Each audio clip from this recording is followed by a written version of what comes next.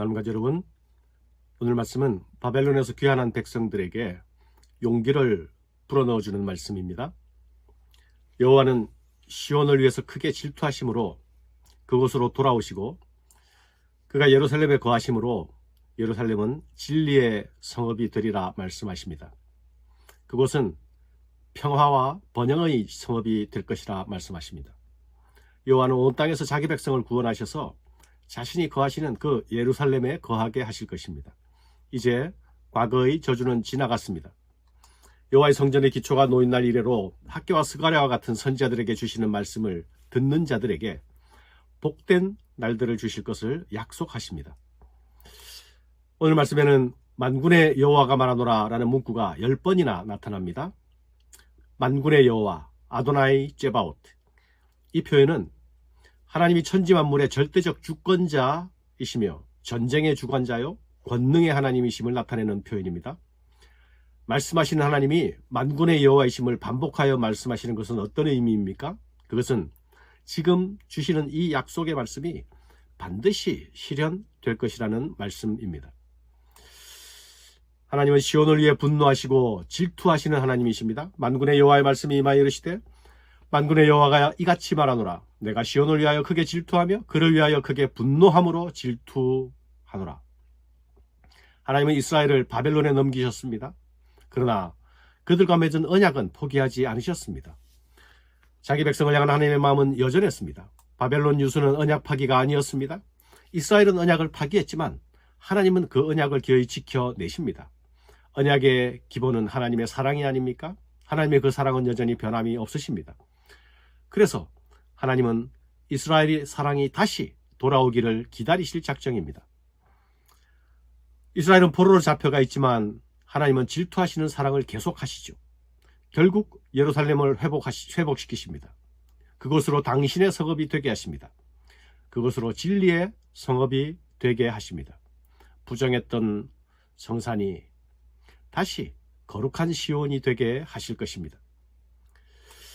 하나님은 진리와 공의로 이스라엘 하나님이 되시겠다 약속하십니다. 만군의 여호와가 이같이 말하노라. 보라, 내가 내 백성을 해가 뜨는 땅과 해가 지는 땅에서부터 구원하여 내고 인도하여다가 예루살렘 가운데에 거주하게 하리니 그들은 내 백성이 되고 나는 진리와 공의로 그들의 하나님이 되리라. 이스라엘의 회복 조건은 그들의 조상들이 잃어버렸던 것을 다시 찾고 회복하는 것입니다. 그들은 진리를 잃어버렸습니다. 공의를 외면했습니다. 그러나 하나님의 백성들은 이 세상 속에서 진실해야 합니다. 진실한 재판을 통해서 하나님의 샬롬을 이루어내야 합니다. 거짓 맹세로 남을 속여서는 안 됩니다. 약한 자를 억누르고 압제해서는 안 됩니다. 하나님이 원하시는 것은 단지 제사가 아닙니다. 하나님이 원하시는 것은 거룩한 백성이요 이웃을 사랑하는 백성들입니다. 정의롭고 정직한 백성들입니다. 그들이 그렇게 행하면 그 땅은 다시 살아날 것입니다. 다시 생명 가득한 성읍이 될 것입니다. 하나님은 이스라엘에게 너희가 복이 되겠다 말씀하십니다. 만군의 여호와의 말씀이니라. 이제는 내가 이 남은 백성을 대하기를 옛날과 같이 아니할 것인즉 곧 평강의 씨앗을 얻을 것이라. 포도나무가 열매를 맺으며 땅이 산뿔을 내며 하늘은 이슬을 내리리니 내가 이 남은 백성으로 이 모든 것을 누리게 하리라. 유다 족속아, 이스라엘 족속아, 너희가 이방인 가운데서 저주가 되었으나 이제는 내가 너희를 구원하여 너희가 복이 되게 하리니 두려워하지 말지니라. 손을 견고히 할지니라. 이스라엘은 하나님의 굳은 약속을 믿고 자신들의 손을 견고히 해야 합니다. 두려워하지 말라 하십니다. 그들이 하나님을 인정하지 않았을 때에 인간의 모든 수고가 헛됨을 뼈저리게 경험하지 않았습니까? 하지만 그들이 하나님을 인정하고 하나님께 순종하기 시작하면 모든 것이 변화하게 될 것입니다. 하나님을 이용하려 들지 않고 하나님을 높이고 섬길 때에 모든 것이 달라지게 될 것입니다. 내 꿈을 위해 하나님을 동원하지 않고 하나님의 꿈을 위해 나를 내어드릴 때에 놀라운 변화는 시작될 것입니다. 그때에 하나님의 모든 축복이 온통 그들의 것이 될 것입니다. 사랑하는 여러분, 하나님이 주시는 회복의 약속은 그들에게 용기를 불어 넣어주시는 말씀입니다. 그들은 자신들의 형편을 스스로 돌아보면서 주저앉으려 하고 있었습니다. 그들의 현실도 현실이지만 미래는 더욱 불확실했습니다. 그때나 지금이나 인간은 연약한 존재가 아닙니까? 불확실한 미래와 실패의 가능성으로 인해서 두려워할 수밖에 없습니다. 그리고 그 두려움은 우리를 지배하고 우리의 행동을 움츠러들게 하지 않습니까? 그러나 여러분, 성도가 기억해야 할 사실이 있습니다.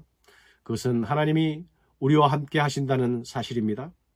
우리와 함께 하시는 하나님은 우리를 사랑하시는 하나님이십니다. 그분의 이름은 만군의 여호와 하나님이십니다.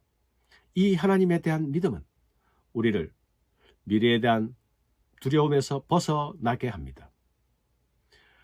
약속을 믿는 믿음이 우리를 두려움을 넘어서 승리로 인도해 주는 것입니다. 우리 하나님은 반드시 자기 백성에게 은혜 베푸시고 반드시 자기 백성에게 복 주시는 하나님이십니다. 하나님이 주시는 복은 우리로 화평의 삶을 살게 하십니다. 먼저 우리에게 평안을 주시고 우리로 세상의 평안을 위해 나아가게 하십니다. 그것이 하나님이 우리에게 사랑과 공의를 요구하시는 이유입니다. 우리 하나님의 사랑이 사람과의 관계에서 공평과 정의로 나타날 때에 세상은 하나님이 주시는 평화를 만나게 될 것입니다. 이것이 우리가 세상을 향한 복이 되는 길입니다.